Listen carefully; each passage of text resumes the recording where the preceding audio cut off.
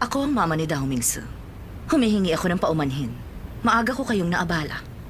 Okay lang. Naku, alam niyo ba, madam, hindi pinababayaan ni Dao Mingsu ang anak namin si Sanchay. Yutian, pwede mo nang ilabas. Opo.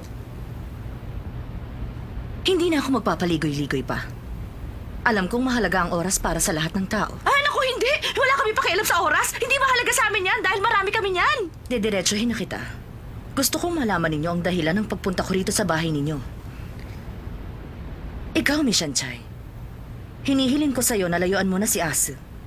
Siyempre, hindi kita pababayaan na wala kang pera.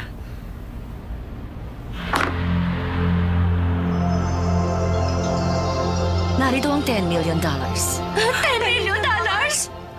Alam kong kabastusan ang gagawin ko.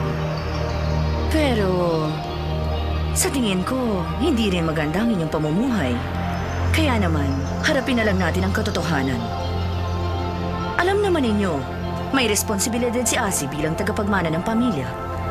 Kaya ako naman bilang mama niya, kailangan kong bantayan ang mga pinaggagawa niya. Lalong-lalo na ngayon sa panahon ng pagbibinata niya. Maraming nakakalat na bato sa dadaanan ng anak ko. At pati na rin ang mga damong ligaw. Gagawin ko ang lahat para mawala sila. Ano man ang mangyari. Sinasabi kaya ng babaeng ito na ako yung bato at damong ligaw? Gusto niya akong mawala kapalit ng 10 million? Ang mangkukulam nito, sino ba siya sa akala niya? Meron bang problema?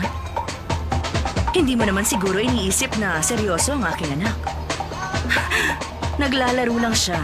Alam mo, kahit napaniwala ka na ng anak ko, ako na ang nagsasabi sa inyo na bawal na pag-ibig ito. Siguro naman, hindi na rin masama ang $10 million.